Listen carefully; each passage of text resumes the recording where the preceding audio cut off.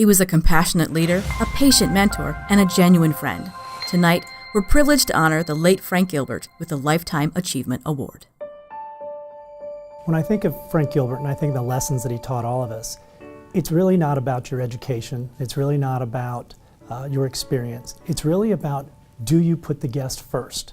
And do you have a mind and appreciation for what hospitality truly is? Frank Gilbert started off as a part-time waiter. And through his experience and through his dedication for service for our guests, both internal and external, he learned how to take different jobs throughout his 40-plus years with Hershey Entertainment Resorts. And I think we forget that our major responsibility in hospitality is to serve the men and women that we work with, as well as our external guests. And Frank never lost that perspective. The individuals that Frank worked with would describe Frank as a very strong leader, but they'd also recognize him as a very compassionate individual. He made sure he connected with people and really understood what people needed from him at that time. And sometimes people needed to hear that they weren't getting the job done. And other times he would just be a helpful individual with giving them an ear, giving them support, or giving them a hug when they needed it. When you think of Frank's community involvement, consistent with his leadership style, Frank did so many things behind the scenes. He didn't want to be acknowledged or even noticed for all the things that he did in giving back to the community.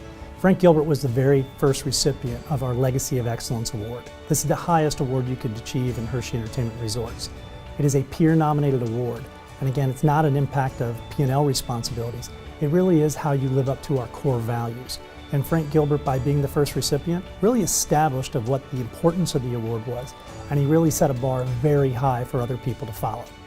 During the memorial service, it really was a celebration. It was an opportunity for everyone to get together that had the pleasure of working with Frank for 40-plus years. And what I think surprised all of us was the amount of former guests that also came.